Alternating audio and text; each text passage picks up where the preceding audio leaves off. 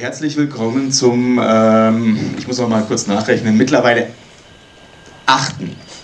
internationalen Underdox-Filmfestival für Dokument und Experiment, das dieses Jahr zum ersten Mal eine Woche später stattfindet und damit auch außerhalb der kritischen Oktoberfestzeit, wo sich in den letzten Jahren immer 4 Tage, und zwar genau die wichtigen 4 Tage, wo wir auch im Filmmuseum stattfinden, überlappt haben, was sehr viele Vorteile jetzt für uns hat. Allerdings auch einen gravierenden Nachteil, den können Sie dann draußen betrachten. Also es rückt halt verdammt nahe an den Winter. Herzlich willkommen nochmal, herzlich willkommen auch durch unseren Underdox-Trailer. Wie jedes Jahr haben wir Underdox-Künstler, jeweils einen Künstler, eine Künstlerin gebeten, eigens für uns einen kurzen Trailer zu kreieren. Das waren in der Vergangenheit letztes Jahr Marisha Fritsch, davor auch Ulrich Mannes oder Bernhard Marsch aus Köln. Dieses Jahr ist es kein geringerer als Florian Geierstanger, von dem wir in der Vergangenheit auch schon 2 Filme in unserem Kurzfilmprogramm gezeigt haben. Und Florian Geierstanger, herzlichen Dank. Ein kleiner erster Applaus bitte für den Florian. Wo ist er denn?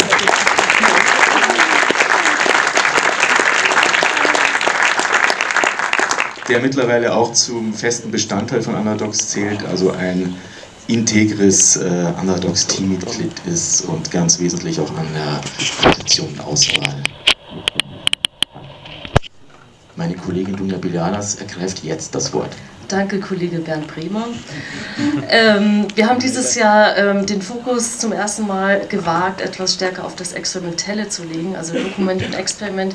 Experiment haben wir immer so ein bisschen eingeklammert, weil wir Angst haben, dass das Publikum Angst vor Experimentalfilmen hat oder Experimenten.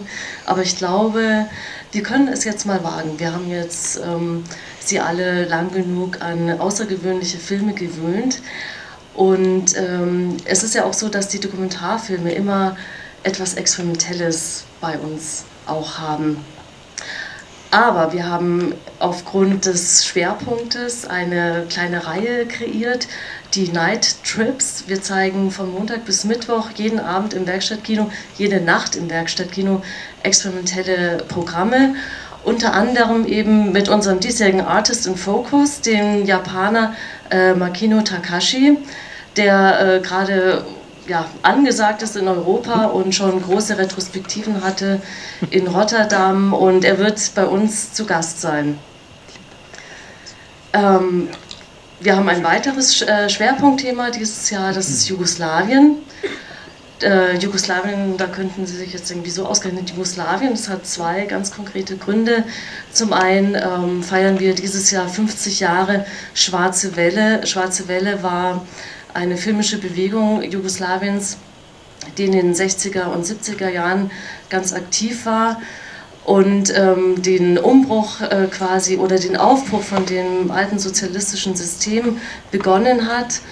Und wir werden Capo Godina, einer der Hauptvertreter, hier zu Gast haben und zeigen eben in einem ersten Programm ganz viele Filme aus den 60er und 70er Jahren eben aus dem Archiv vom slowenischen Filminstitut. Von der Slovenska Kinoteka in Ljubljana mit Archivkopien aus Zagreb. Das sind dann allerdings die Filme von Christo Papic, also ich habe die Sachen erst vor sehr kurzem entdeckt, und ich garantiere, dass, wenn Sie das sehen, Sie werden super begeistert sein. Das muss ich jetzt schon mal sagen. Also mich hat das weggeblasen und umgehauen, diese Vitalität, diese Energie, die in diesen Filmen steckte.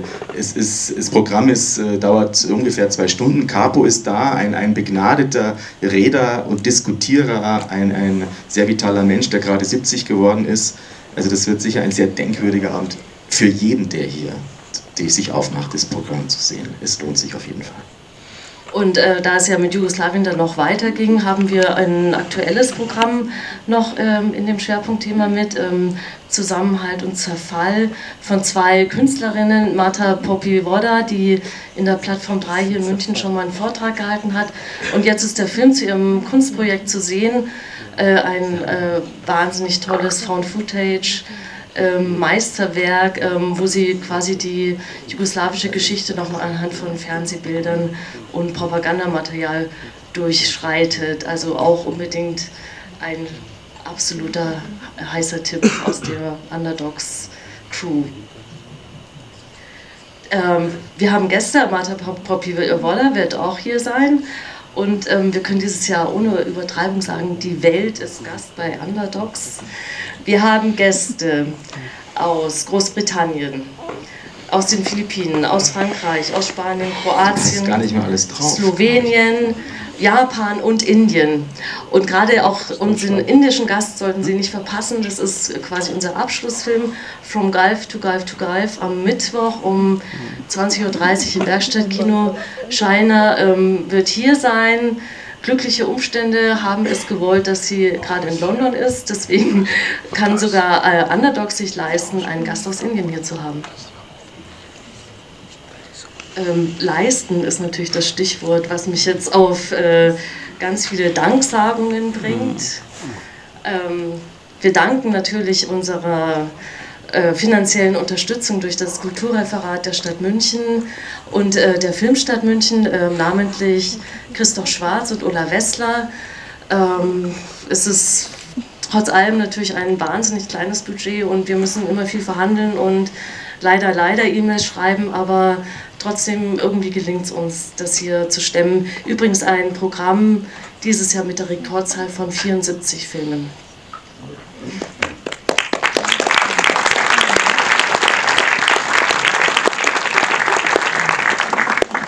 Dann noch einen großen Dank an den neuen Leiter des Institut Français, Monsieur Torel, der ganz spontan, ohne seine Haushaltslage zu kennen, Gelder locker gemacht hat. Kann sich schnell ändern. Dann haben wir dieses Jahr wieder eine Kooperation mit dem Dogfest. Vielen Dank an Daniel Sponsel für dieses freundliche Angebot des, ich sage es mal, großen Bruders von Underdogs. Wir zeigen am Sonntag um 21 Uhr den Film Far From Afghanistan, der eben Schwerpunktthema Afghanistan hat. Und wir dachten, das passt ganz gut zum Dogfest, was auch gerne Filme eben über Afghanistan in den letzten Jahren gezeigt hat. Dann großen Dank natürlich an die beiden weiteren Teammitglieder.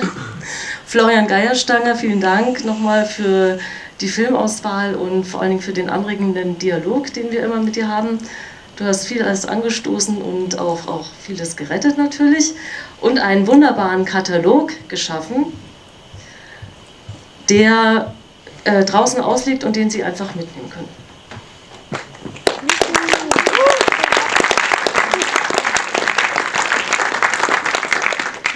Und dann noch einen großen Dank an Ludwig Sporer, an den Look, der da hinten steht und der sich seit letztem Jahr für die Öffentlichkeitsarbeit kümmert für uns und uns dadurch nicht nur entlastet, weil wir einfach überhaupt keine Zeit hatten, das zu machen, sondern einfach ein unverzichtbarer Bestandteil von Underdogs ist. Vielen Dank, Luke.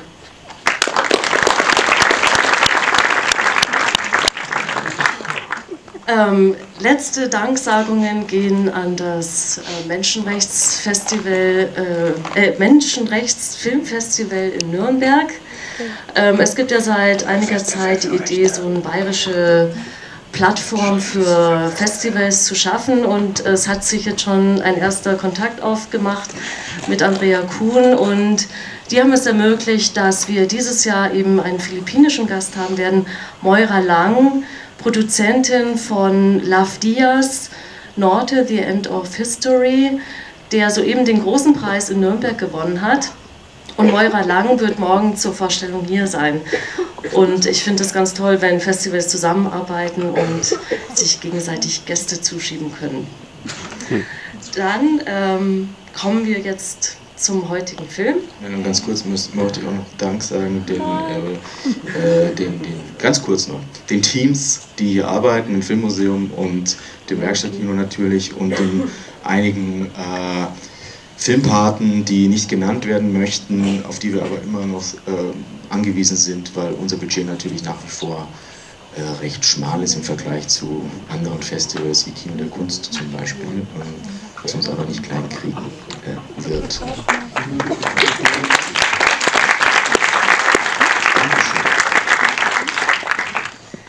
Die Karteikarte hatte eine zweite Seite, genau. Laurin Dietrich ist es zu verdanken, dass wir heute Abend The Act of Killing als Eröffnungsfilm zeigen, tatsächlich. Also der Film war schon lange bei uns im Gespräch und stand auf unserer Liste. Und wir hatten ihn im Februar in Berlin schon gesehen und irgendwann kam eben die E-Mail von Laurin herein mit der Frage, habt ihr nicht Lust, diesen Film bei euch zu spielen? Und wir so, ja, natürlich haben wir Lust. Und heute ist der Eröffnungsfilm hier beim Underdox-Festival und wir freuen uns sehr, dass die Co-Regisseurin Cynn heute Abend bei uns ist, die ja ein bisschen immer untergeht neben dem großen Joshua Oppenheimer. Und wenn du nicht noch was zu sagen hast vorher, dann würde ich jetzt Christine bitten, zu uns zu kommen.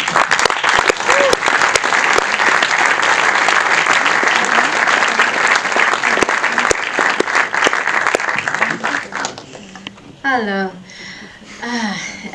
Es freut mich, zu hier sein und vielen, vielen Dank für hier kommen im Stadtmuseum. Es ist ein ganz spezielles Screening. Es ist der Münchner Premiere for The Act of Killing, and it's also the premiere for the director's cut of The Act of Killing in Germany. So very, very happy that you're here. I want to say on the 30th of September was the 48th anniversary of the genocide in Indonesia. We have marked the anniversary of the genocide by making this film available for download to any Indonesian for free, so that all Indonesians can see this film. It's already been screened at least 500 times in Indonesia. We're all very proud and happy to make this available. I'm not going to say too much about the film. It's a long film, so please breathe deeply. It's a somewhat difficult film, as you may have heard. It's okay sometimes to laugh in this film. In the screenings in Indonesia, many audiences do, so if you feel the urge, you don't have to stop yourself. I want to say also that although it is a long film, and I will be here at the end to answer questions, I do ask though that people do wait for the end credits to roll, because I think a very important part of the story lies in the end credits. I won't say enjoy the film. It's not that kind of a film, but I do hope that you have a moving experience. Thank you very much.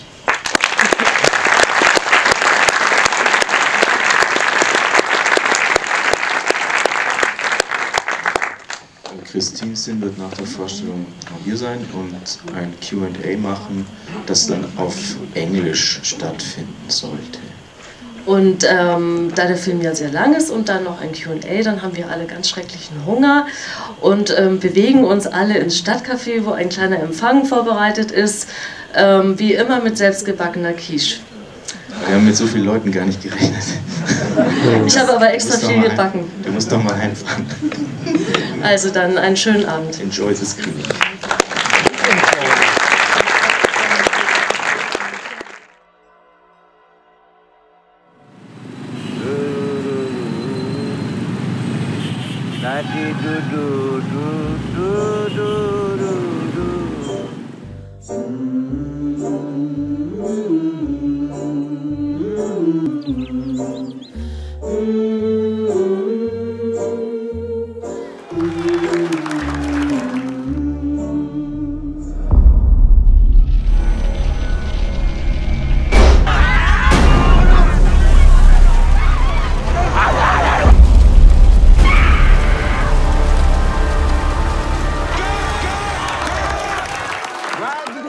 Bagus, cuman jangan lama kali nangis ya.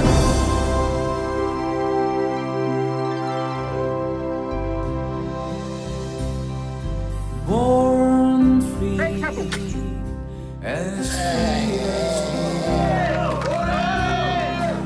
Action. free as Itu definisi kejahatan perang. Itu buatan orang yang menang. Saya pemenang. Tolong, Bapak. Yang saya harapkan tadi tidak sampai begitu kali. Nggak bisa diulangi. Beratap. Banyak ya, Bios, manusia yang berasa begini tuh ya. Apa dosa sama saya?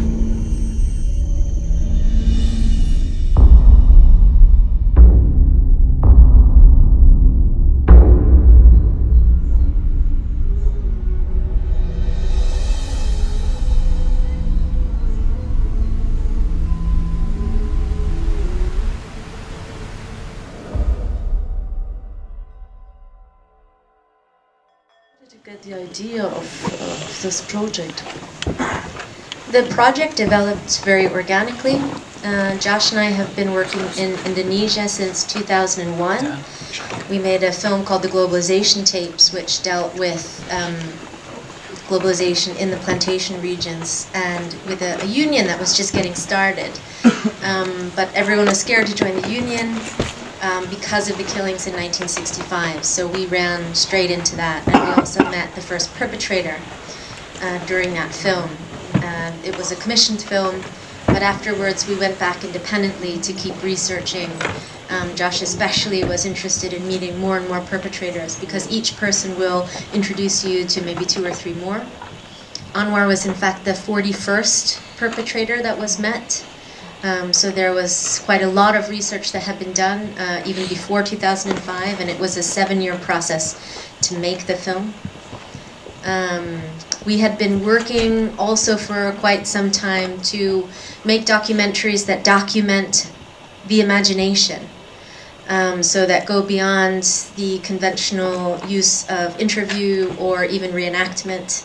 And but each time that we do a project, it has to be something that comes from the person themselves.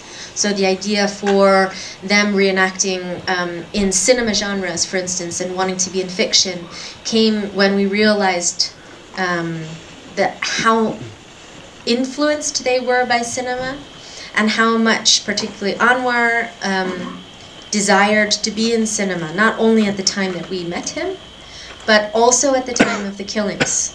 Which is one of the things he says when he's in front of the old cinema. It was clear when he started to watch the footage of himself that this was true. And you developed the scenarios together, or was it mostly the idea of themselves? The scenes were their ideas. Actually, because he had this cinema fantasy in his head all along, he immediately came up with scenes that he wanted to do, the gangster scenes, and although we shot them in the order that they are shown in the film, essentially, you know, the Western, for instance, or various other things, he wanted to do something musical, something that had like a kind of realistic war type of scene. These were all genres that in some way he knew better than us.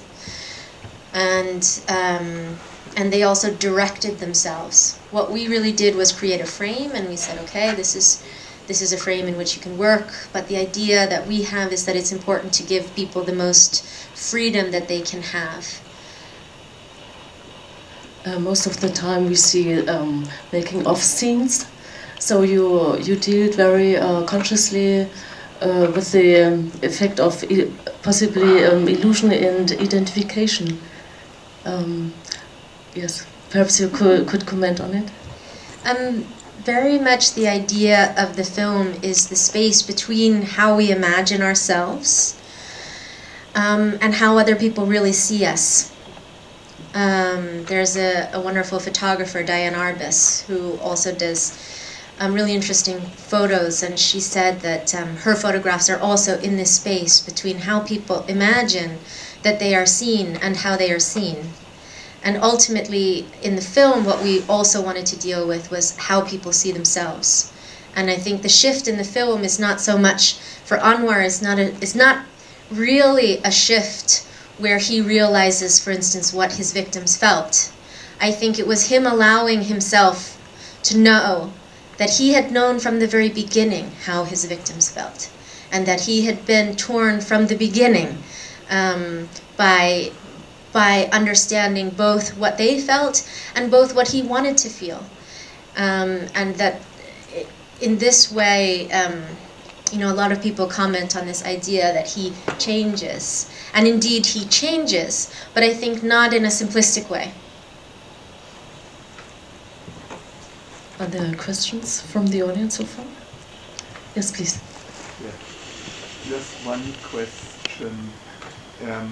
We see a lot of the limitations of your perpetrators. With extremely limited is nearly a gag about that. But did your perpetrators, your protagonists, see in the end, see the film in the same way as we have seen it? Anwar and Herman have seen the film in the same version that you have seen, in the director's cut, the long cut. Of course, probably every person in here has seen it in a different way. I think it's also true for Anwar and Herman. Of course, they'll never see the film in the same way as I do, or as Josh does, or Anonymous.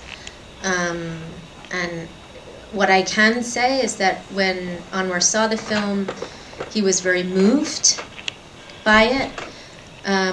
He had a long sort of, it wasn't a discussion because not that much was said, but he had a long sort of non-discussion with Josh on Skype afterwards, where they just sat there quietly looking at each other.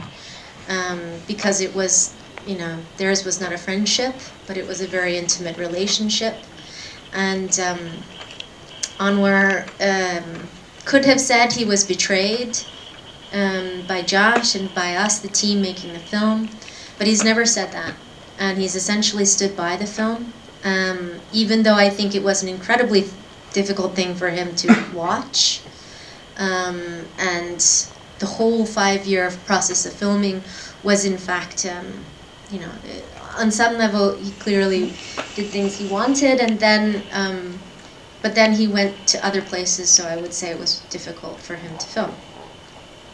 Herman has a different relationship to the film, and he really bloomed as a performer as he did this, and really interesting to see someone who both extorts money and then can also really find his passion in acting, and then later in politics, which is slightly scary, but then maybe they're not so unrelated.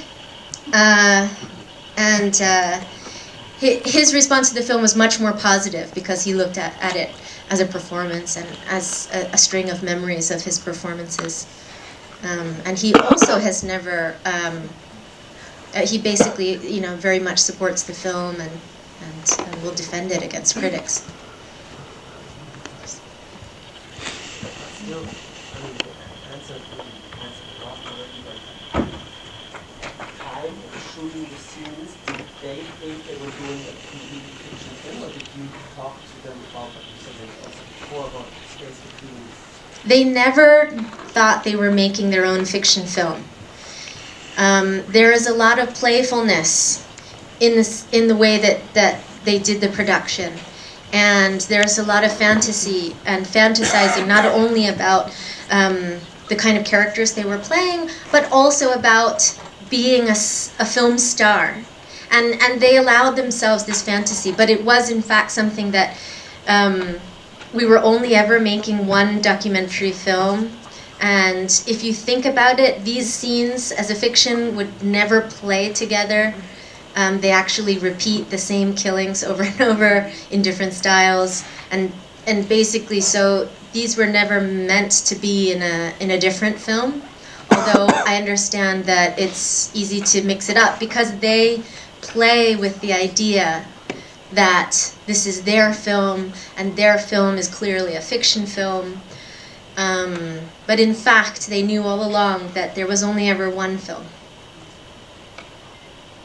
There's quite a risk you have taken in doing this. So you mentioned they were treated like film stars, but they are also looked as heroes from history.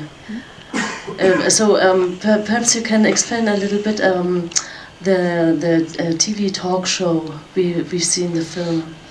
Yes, I mean the thing that we found when we came to Indonesia was that they were already considered heroes. At the main railway station in the city, in Medan, where this film was made, there is a big sculpture in the front of the main train station, the only train station, which is a monument to the patriotic soldiers who exterminated the communists.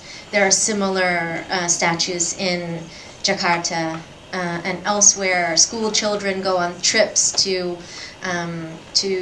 pay homage to certain right-wing generals who were killed, and this was the justification for killing almost 1 million people later. And so the heroism and the reason why they were so eager to tell their stories is because that heroism was already there.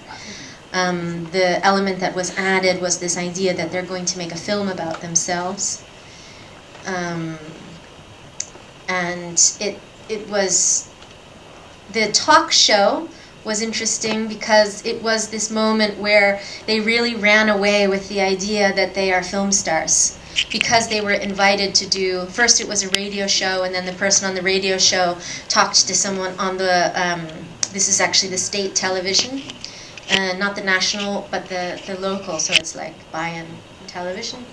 And then they were very excited about, you know, oh, these paramilitaries are making a film. And now this was in fact a kind of fiction, that they were making a film, because actually we were doing a documentary together. But then they ran with that, and we were really thinking, the state television is never going to run this program. How can they run this program? But they indeed did run the program, and it says a lot about, you know, the fact that from what I've heard, they didn't receive any complaints from the program, and not only that, but the head of the National Screen Actors Guild called Anwar and asked him to represent the Actors Union. So it was you know, very shocking for us also that it would be, they would be so blasé about it.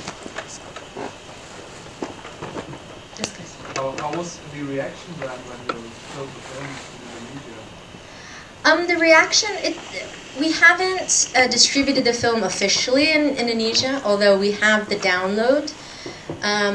There is a very strong national censorship in Indonesia, so in order to allow the film to be seen, we kind of used a gray area where the film has been shown privately and no money is taken for the tickets, and it's organized by private people, so it's not done by an organization. So in this way, over 500 screenings have happened.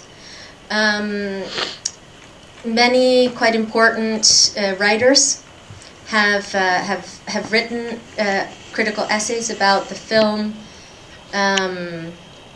basically saying that this is an incredibly important film for Indonesians to see and for them to talk about now before everyone, before the opportunity to talk about this history goes. And there was the equivalent of Time magazine, is a magazine called Tempo, did a whole double issue about the 1965 killings, which had several major articles by well-known writers about the film.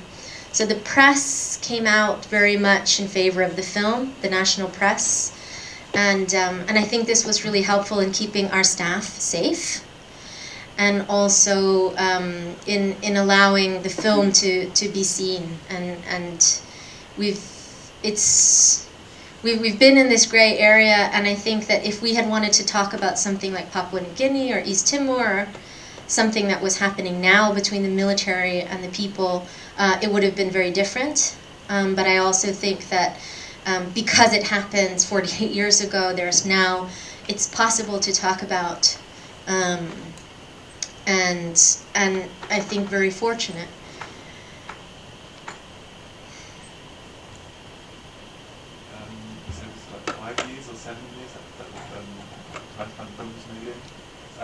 how did you work? Like, was it bursts of a month or two, or? It was done in, the filming was done over usually like 3 months at a time or so. Over 5 years was the filming. It's really an experiment, this film, and it took very long because each time it would get more and more elaborate, and we couldn't believe what was coming out. And you know, there was this sense that we had to continue to see what would come out, which is why it took so long and why there was about over 1,000 hours of footage. And so we kept going back and forth. We did not live there for more than, say, 3 months at a time. I don't know, there's lots I could say about the production, but I don't know, those are the basics. Why you choose him? Anwar? When you met like 40 Yes. We had done a lot of filming with other people. Anwar was extraordinarily open, and he had a real combination of being both very performative, but also there's something about him where even when he's there was something unself-conscious about him at the same time, which sounds like a contradiction, but there was something about the way he was able to be relaxed in front of a camera. And sometimes we would be filming 7 hours a day or more. There were days when we just never shut off the cameras, or there was 5 cameras on the bigger shoots filming simultaneously. And it's for those of you who know have been on a documentary film shoot.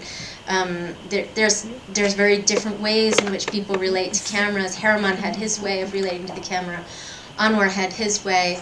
I think this first scene, though, on the rooftop where he is doing the cha-cha, after talking about having killed so many people there, I think this was also,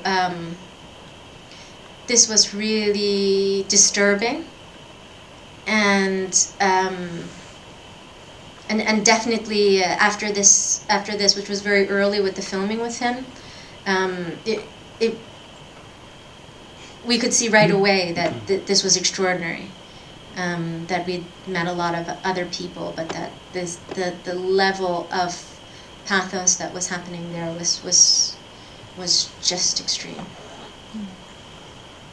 How long did you edit the film if you had 1,000 hours? It took, I'd say 3 years, a little bit more maybe, if you think the logging time as well. There's 5 editors on the film. It's an impossible project. It's a project that probably shouldn't exist. It's that kind of thing. And then many times it was the kind of project where very few people believed in it, and we feared that it would never finish. My mother would always say, "Isn't that film taking you 10 years to make, I think?" And she said that in the 5th year, so it was kind of, Could you tell us something about the participation and the production of Werner Herzog and Errol Morris? They consulted on the edit. They came in at different periods. Errol Morris saw the film when it was earlier in the edit, and he saw some selects that had been made. And, I mean, essentially, he just, I don't want to seem arrogant, but he said, "I've never seen anything like this. How can I help?" And we asked him to support the film by being the executive producer, which he agreed to, which is very, I don't think he's ever done that before. And Werner Herzog came later. He is involved with someone else who is an executive producer on the film, and again he was fairly shocked when he saw it, and asked, and they did see cuts of the film and made comments on that, but they didn't have,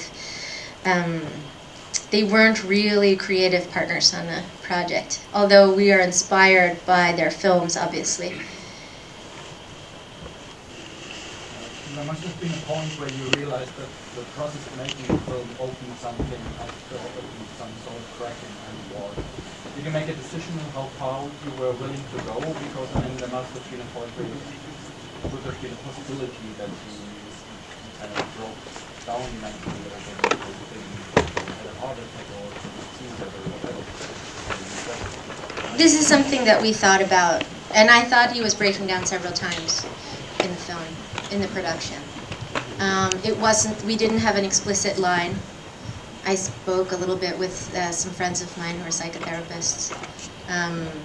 Actually, I think in terms of like trauma, traumatic stress and so on, he's actually incredibly well. He's actually incredibly functional. And yes, he has trauma. But, you know, yes, it was a fine line. And I was worried, for instance, that the reaction from the paramilitary groups would be against him. And this is his whole world, and then I thought, I don't know what's going to happen to him. But in fact, it has been a lot more ambiguous than I feared. People haven't really come down on him, his friends, I mean, in this world. And I don't know what to say, except for that it was a risk. It was a risk that we thought about. Trying to think if there was a moment where we said this is... There were moments where we said that's enough. For instance, that time when he had the wire around his neck in the gangster scene, and he really blacked out, and he really, you know, he said, that's it, no more. And that was indeed the very end of that shoot. We never went back to that set. We took a few days off. And we were worried that he wouldn't continue, or not worried, but I mean, this was the reality of this kind of experiment or project. But not long, you know, after, I mean, he, you know, his ego pulled itself back together, and it's probably why he is functional. But it was a risk. Obviously, it was not our intention to damage him, nor, interestingly, was it ever our intention to give him any kind of therapy, because that's not who we are, and that would have been false.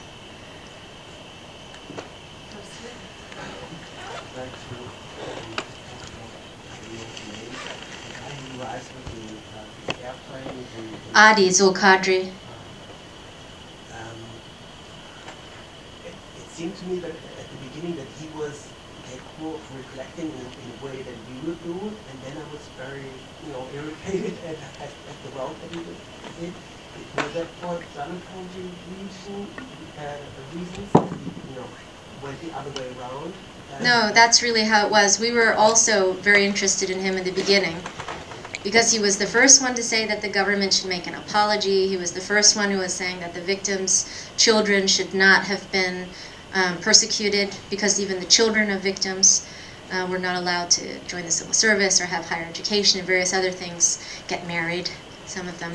And it was like a breath of fresh air. Suddenly there was, oh, there's somebody who's going to be the voice of reason amongst this kind of madness. And very quickly, you know, I felt that what he had to say and the way he was dealing with it was even more disturbing to us. At least Anwar had some trauma, and he could talk about that. And you know, it's unclear. I wouldn't say Adi's a sociopath, but I would say that, you know, by the end of the way he was speaking was that was incredibly grim. And if we have very, very many people in the world who actually can function at the level that he functions, allowing his intellect to answer for questions that are of an emotional, or should be of an emotional and moral nature, that is really terrifying. And he was a terrifying person in a different way. For instance, than Safi, who you know, was fantasizing about raping young women. Different. Maybe, yeah.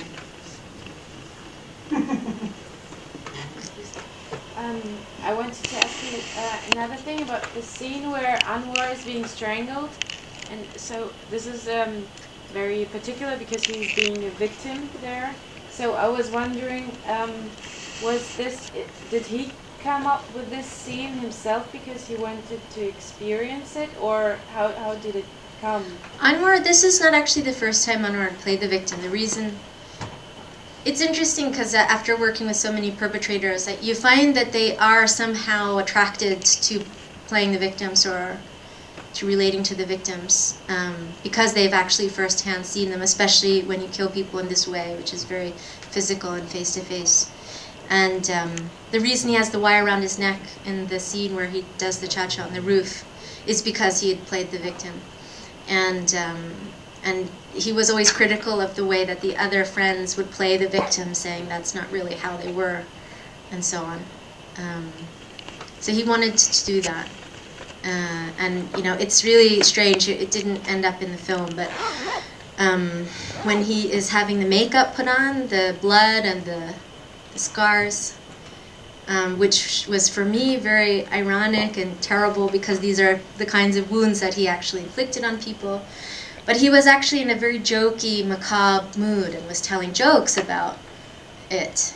And but then actually when he got into the scene, it changed again.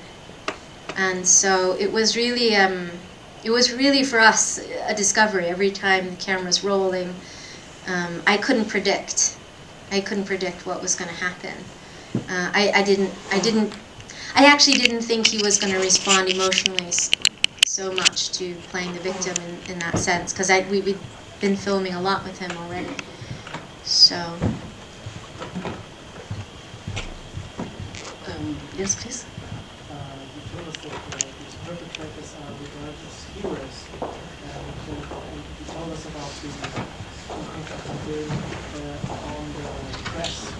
But is this public opinion that the perpetrators were regarded as heroes? Is this changing? Are these being?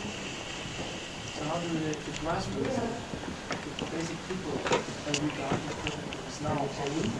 Yeah, I don't know if people could hear, but he was just asking whether the perpetrators of, whether the people who were participating in the death squads are still considered heroes in Indonesia now.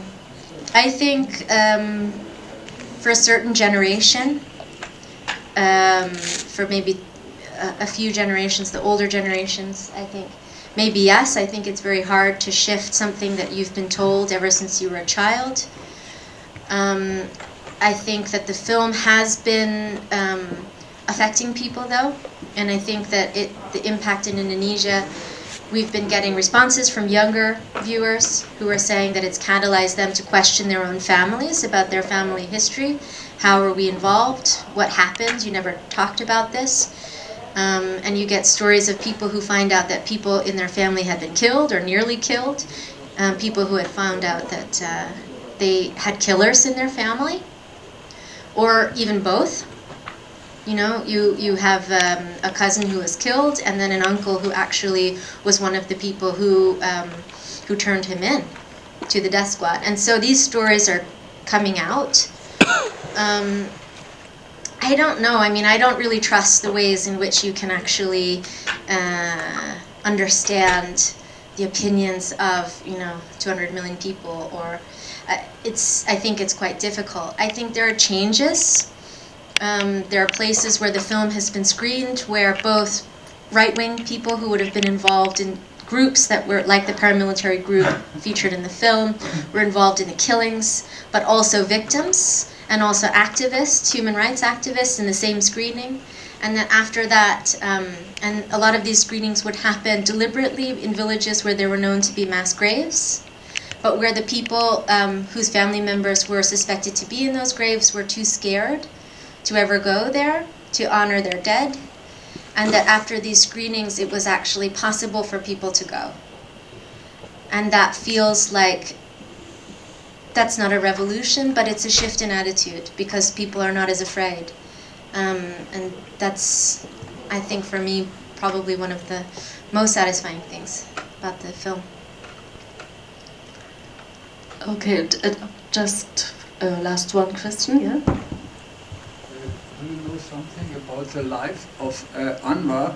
What did he do between 65 and the time Joshua met him? It is about 2005. 35 years. Yeah.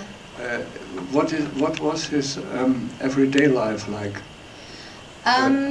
Did he have connections to theater or something? No, No, he did not have connections to theater. He was, he basically extorted money from people. I mean, all the activities that Marzuki, the politician who talks about all the activities that the paramilitary groups did, this is what Anwar did. He's not a nice guy, and it's yes. So he had nothing to do with performance at all. Although he's very much into clothing and into his appearance and so on. But otherwise, he had never really been into performing, ballroom dancing a little bit. But that was it. Okay, thank you, Christine Cynn. We can continue talking in the cafe, and I will invite you to join us. I also wanted to say, before, because we might lose some of you, that the cinema release of this film, and it's a deutsches Version of this film, will be on the 14th of November. So if you are interested in this film, please spread the word and tell people to come.